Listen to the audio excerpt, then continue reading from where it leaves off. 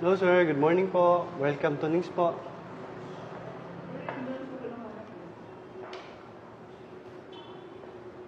Alin? Ikaw ba yan? Gwardiya ka? Oo eh. Di ka ba nakapagtapos sa pag-aaral? Hindi mahirap kasi yung buhay. Ikaw, mukhang yaman-yaman mo na. Eto, successful na sa buhay. Ginamit ko kasi utak ko eh. Di ba? Ikaw yung classmate natin na matalino. Sa klase natin. Bakit? Gwardiya na lang inabot mo ngayon. Sige sir, una po Sandali. kayo. Ayaw mo bang pag-usapan? Ayaw mo ba yung trabaho mo? Ayaw mo bang makita yung dati mong classmate na successful na ngayon? Samantalang ikaw, laylayan pa rin dyan. Gwardiya lang. Gwardiya ang puta. Marangal naman po yung trabaho ko. Di nga lang kasing laki ng kinikita niyong sahod, pero masaya naman po ako at wala akong tinatapakan tao. Sa bagay, bagay lang naman sa'yo yung trabaho mo eh. Magbantay lang ng mga tao at sasaludo sa mga dadaan. Di ka kasi nagtapos. Nag-aral ka kasi sa susunod. Sige ho, may trabaho pa po ako eh. Mamaya na. Kwentuhan muna tayo. Alam mo naman na ngayon lang tayo nagkita ulit eh. Tsaka may meeting pa ako sa loob ng business partner ko. Huwag magalala. Kapag napog yung proposal ko, hindi naman kita tatanggalin eh. Uy! Pre, business partner! Eto na yung magpakapayaman sa akin. Payaman talaga. Siyempre, di ba sa'yo ito? Mayaman ka?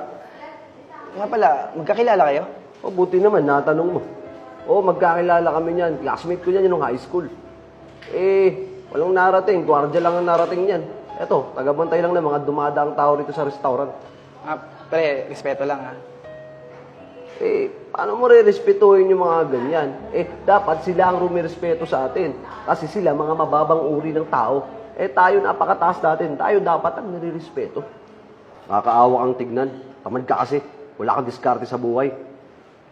Pero ito, maagang pamasko ko sa'yo. Maliit na kasi sinasahod mo. Hindi na joke, okay lang naman ako. Tanggapin mo na. Ano ka ba? Alam ko maliit ang sinasahod mo eh. Sa kahit isang tuka ka lang naman. Bobo, tara na nga pre. Ano pre? Para pag-usapan na natin yung business proposal ko. Bagay na yung hindi nagawa ng gwardiya na yan. Teka, bakit di ka muna humingi ng pasensya dito sa gwardyang pinastos mo? Bakit ako hihingi ng pasensya sa kanya? Narinig mo sinabi ko, di ba? Bakit ko pa ulitin? Pre, bakit ako hihingi ng tawad? Gwardiya lang naman yan. Mababang uri lang yan. Ako, hihingi ng tawad sa kanya, dapat ako ang nilirespeto niya. Mababang uri ng tao lang yan.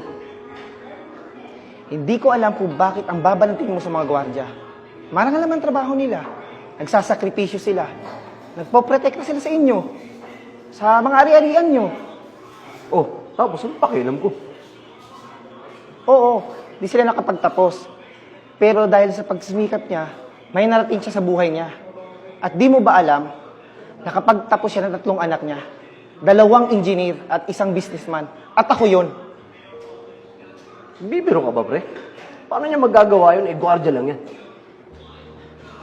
Dahil yan sa pagsumikap niya, hindi man naging maganda ang buhay niya, pero nagsakripisyo siya. Lahat ng sakripisyo niya nagbunga sa mga anak niya. Kaya bago ka manglait ang trabaho ng iba, alamin mo muna ang buhay nila. Kung totoo yung sinasabi mo, bakit pa siya nagtatrabaho dito bilang gwardiya? Kasi isa siyang tapat na gwardya at marunong rumispeto sa kahit anumang uri ng trabaho. Kaya nga pinababayaan na namin siya kung anong gusto niyang gawin eh. Dahil yun yung nagpapasaya sa kanya. Ikaw, panlalait, manghuhusga ba nagpapasaya sa'yo? Sorry. Yung mga katulad mo, di deserve bigyan ng chance sa business ko. Pwede ka nang umalis. Dapat tayong pag-usapan pa. Sorry, pre. So na lang yung pag-asa ko. Aalis ka ba o ipakakaladkid ka dito sa papa ko? Total. Guardia naman siya dito, di ba? Tay, okay lang ba? Okay lang ako na. Salamat sa pagtatanggol mo sa akin. Natutuwa ako at hindi ka nakakalimot sa pinanggalingan mo. Tay, wala nang dapat ikahiya eh. Yung pagiging gwardiya mo, isang marangal na trabaho yon. At habang buhay ko yung ipagmamalaki. Kung di dahil sa pagiging gwardiya nyo, hindi mo kami mapagtatapos. At kung nasan man kami ngayon, yun dahil sa'yo. Salamat, anak.